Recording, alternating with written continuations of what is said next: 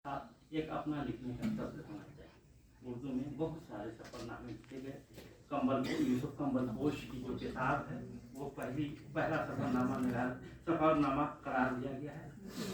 जगन्नाथ आजाद ने 3 सफरनामे लिखे, एक जनूबी हिंद में 2 हफ्ते, दूसरा पुष्किन के शहर में, और तीसरा देश में, और तीसरा कोलंबस के देश में। जब गए थे मद्रास में तो उन्होंने वहाँ कई हफ्ते गुजारे। वहाँ जाने के बाद जो कुछ तस्वीरात, तजुर्बात और मुशाहदात वो उनके यहाँ उनको बहुत देख कर के तजुब हुआ कि नारायण राव से उनकी मुलाकात हुई, एक मराठी था और वह हाथ में उर्दू की किताब लिए हुआ था।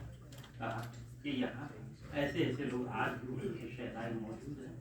ये उसी तरह शिकागो यूनिवर्सिटी में उस वक्त चांसलर थे जनाब वसी साहब, उन्होंने बुलाया और वो जो किताब है कोलंबस के देश में, उसमें अमेरिका और कनाडा का सफरनामा है वो। और उसमें उन्होंने देखिए, एक सफरनामा निगार की सबसे बड़ी खूबी ये होती है कि सिर्फ ये नहीं कि जहाँ तजर्बात मुशाहदात से बयान की जाए, बल्कि वहाँ का कल्चर, वहाँ की तहजीब, वहाँ के लोगों की नफ्सियात, मिजाज मियाज पर भी गौर करता है।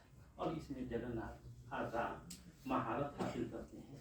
और इसका पूरा सबूत ये है, उनकी किताब कोलंबस के देश में, या फिर राइटर्स एसोसिएशन की तरफ से वो गए थे रूस, और उन्होंने जो लिखा है सफरनामा पुष्किन के देश में, ये तीनों सफरनामा पढ़ने से ताल्लुक रखता है। और उर्दू सफरनामा निगारी में इसकी हैसियत जो है एक बेशकीमत सरमाए की है। आप जानते हैं कि उर्दू में खाका नगारी भी एक थी। खाका नगारी में जानबदारी लाजिम, सदाकत लाजिम। खाका नगारी ये नहीं है कि किसी शख्सियत की अकीदत की बिना पर इतनी ज़्यादा बात बढ़ा दे कि वो फरिश्ता मालूम होने लगे, और फिर ये भी नहीं कि तअस्सुब के बिना पर, तंगनज़री के बिना पर इतना गिरा दे कि खुद जो है खाका नगारी जीत जाए। खाका सिंफ जो है वो पेन स्केच है, और उस पेन स्केच में ये होता है कि खाका नगार तो किसी शख्सियत का खाका लिखता है, वो तो सिर्फ एक बात जहन में रखना चाहिए कि जिस शख्सियत का खाका हम लिख रहे हैं वो शख्सियत जो पढ़ने वालों के लिए मिशल राह साबित हो सके। नतीजा ये हुआ कि इन्होंने कई खाके लिखे। इनके खाका नगारी की खूबी ये है कि इन्होंने किसी जिंदा शख्सियत पर खाका नहीं लिखा। जो भी खाका लिखा है उन्होंने उनके मरने के बाद ही लिखा है। काजवर नजीब आबादी का नाम आपने सुना भी आपने, वो उनके उस्ताद और शागिर्द का क्या रिश्ता होना चाहिए, दोनों के बीच में क्या फासला होना चाहिए, उस्ताद किस हद तक के शागिर्द को सिखा सकता है। अगर इसको पढ़ना है तो सिर्फ एक जगन्नाथ आजाद का खाका जो ताजवर नजीब आबादी का खाका है, उसको आप पढ़ लेंगे तो आपको अंदाजा हो जाएगा। ये जगन्नाथ आजाद वसील मशरक आदमी, वो इकबाल के शेर की अमली तफसीर थे कि आदमियत एहतराम आदमी बाखबर में आदमी।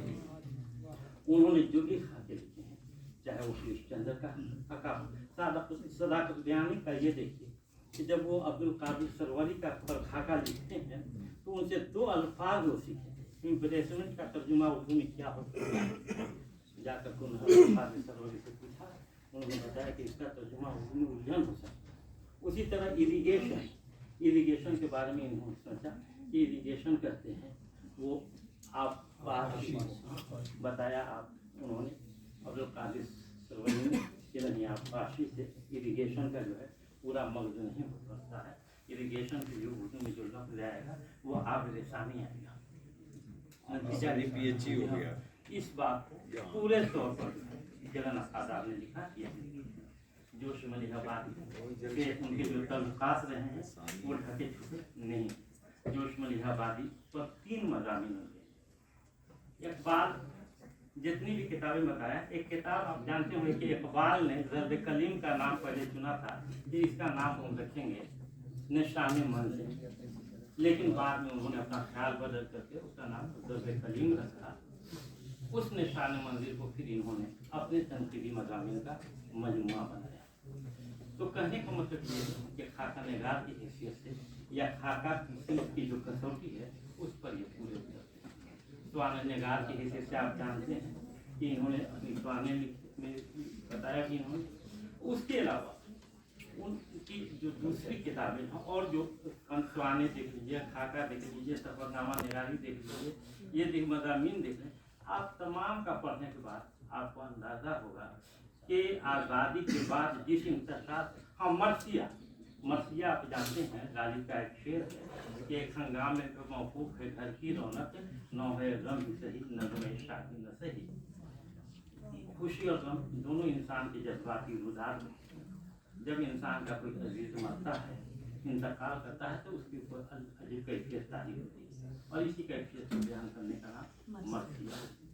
उर्दू में करबला और करबला के वाक़यात मरसिया में पेश किए गए, लेकिन शख्सी मरसिया लिखने का रिवाज सबसे पहले जो है पंडित चकबस ने अपने यहाँ, चकबस में गालिब निकाला, चकबस ने कौमी रहनुमाओं पर लिखने का रिवाज डाला है, लेकिन शख्सी मरसिया लिखने का रिवाज, हालांकि मरसिया लिखने की शख्सी मरसिया का लिखने का रिवाज अरबी में बहुत पहले से आप लोगों ने सुना होगा कि हज़रत उमर के ज़माने में मुतमिम बिन नुवैरा नाम का जो शायर था अरबी का, हज़रत उमर रज़ियल्लाहु अन्हु के जब भाई का इंतकाल हुआ तो मुतमिम बिन नुवैरा को कहा कि मेरे भाई का मरसिया लिख दो। मुतमिम बिन नुवैरा उर्दू का अरबी का बहुत बड़ा मरसिया याद है, उसने लिख दिया। तो कहा उसने कि तुम्हारा भाई मरा था तो वो जज्बात निगारी थी, और जो हमारे भाई पर जो लिखे तो वो बात नहीं। तो मुतमिम बिन नुवैरा ने जवाब दिया था कि अमीरुल मोमिनीन, वो भाई आपके मेरे भाई नहीं थे।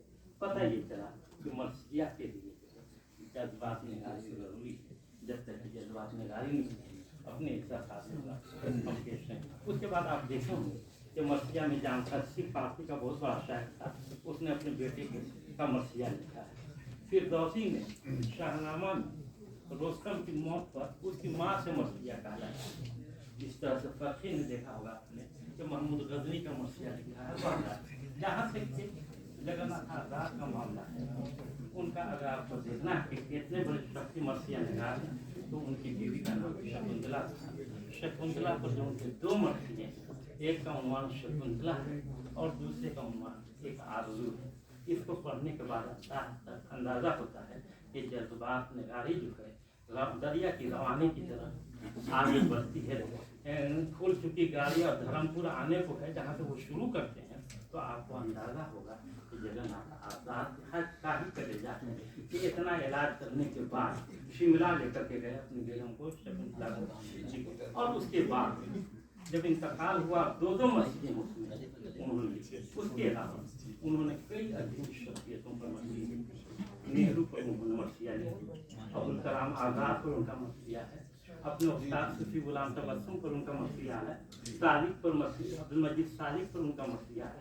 तो उर्दू मरसिया निगारी में भी उनका मकाम है। तो कहने का मतलब ये है कि जगन्नाथ आज़ाद की शख्सियत एक ऐसी शख्सियत है जिसको फरामोश उर्दू में नहीं किया जा सकता। बड़े साहब, हाँ, एक हिस्सा और है जो उनकी जिंदगी का शेख है, वो है कि इन्होंने, हमने बताया आपको कि जगन्नाथ आज़ाद बड़े ही मशहूर थे और एहतराम आदमी है। उनके यहाँ नातिया शायरी थी।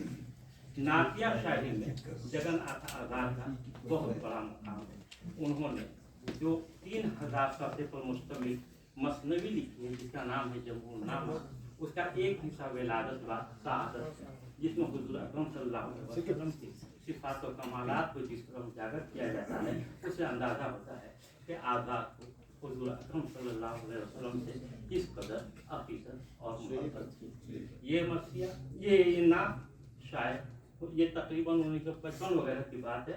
ये नात भी ये शायद हुई मारिफ में, और उसके बाद हमारे यहाँ के एक बहुत बड़े इस्लामिक स्कॉलर हैं जो फ्रांस में रहते थे, जिनका नाम आप लोगों ने सुना होगा, डॉक्टर हमीदुल्लाह। डॉक्टर हमीदुल्लाह ने इस नात को फ्रांसीसी ज़बान में शायद करके और उसको छपवाया है। ये बहुत बड़ी बात है। जहाँ तक कि मामला है कि जगन्नाथ आज़ाद के यहाँ तक़सीम हिंद का कर, आप जानते हैं कि जब तक हिंदुस्तान गुलाम था तो हमारा एक ही मोटो था, गुलामी से आज़ादी। और फिर ये दूसरा मंजिल जो थी वो आज़ादी थी हमारा, और तीसरा मामला ये था कि आज़ादी के बाद हम नए हिंदुस्तान की तामीर करें। लेकिन बदकिस्मती से आज़ादी मिली और हिंदुस्तान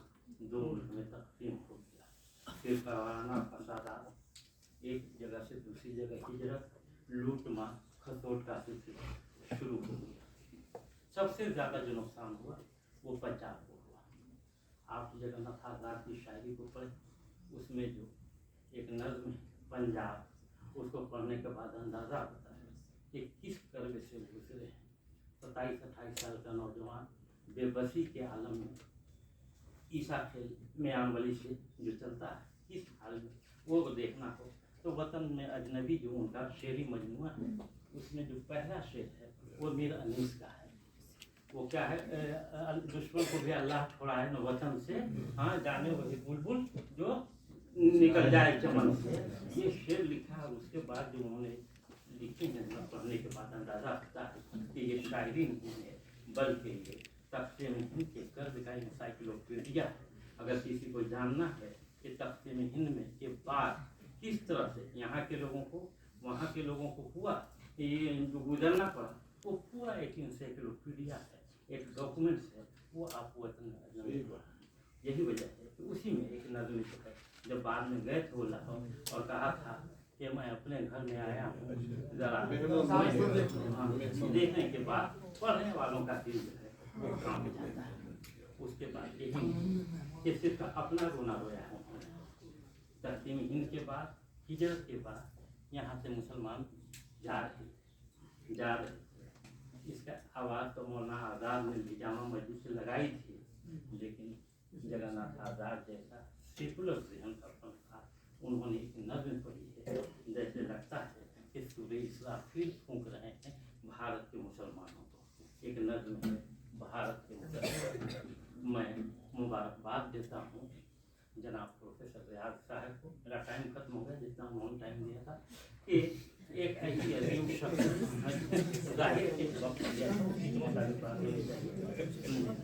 कि एक ऐसी अजीम शख्सियत पर आपने सेमिनार किया है।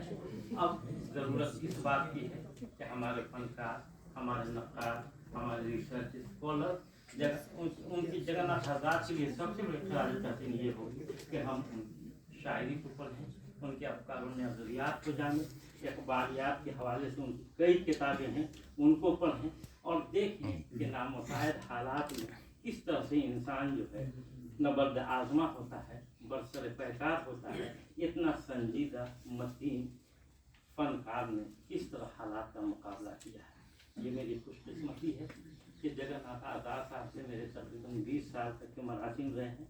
मैंने जगन्नाथ आज़ाद पर बहुत सारी किताबें लिखी हैं और वो किताबें खुद उनकी ज़िंदगी में शाये हुई और वो किताब यहीं से शाये हुई, कश्मीर से ही उन्होंने शाये भी कराई तमाम किताबें।